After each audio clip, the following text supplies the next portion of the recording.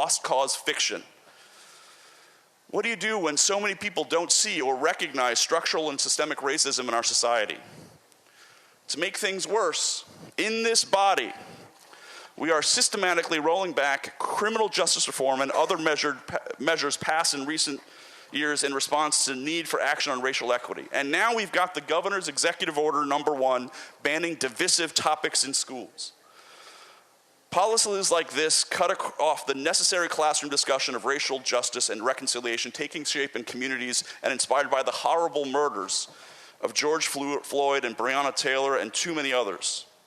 When you close discussion of America's racial history by citing division, a subjective condition that turns on any students or really any parents' claim to feel resentment or guilt, these policies directly threaten any teacher who pursues a sustained critical understanding of the deeper causes, legacies, or contemporary implications of racism.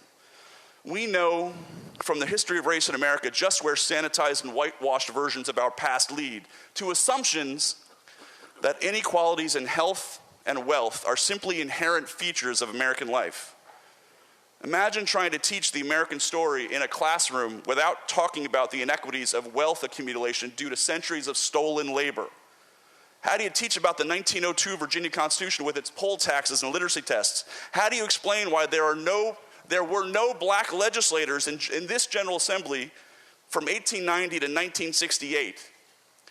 How do you explain why Barbara Johns led the walkout at Moughton? How do you teach why Mildred and Richard Loving could not get married in Virginia?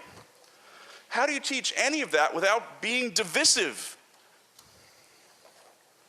So what do you do if folks don't even see the problem? What do you say to people who think, well, I'm not being hurt, my children aren't being hurt, my relatives aren't being hurt? How do you get through to people the need to recognize what it is that enables them to have the luxury of not seeing the impact of race in our society? That's the problem. When people assume that just because they don't see, feel, or hear about an issue, it must not be happening at all. The past isn't the past. We can't heal, and we can't come together until we deal with the pain and trauma of our past. We can't ignore it. We've got to connect the dots between the past to the issues of today and grow from what's true. We can't sugarcoat our national sin of slavery or the systematic and structural racism that exists in our country. I also think we need to push back against those who insist on spreading the falsehood that diversity, equity, and truth in education is all about indoctrination. And it isn't about shaming or trying to make people feel guilty. Folks today aren't being blamed for the sins of the past.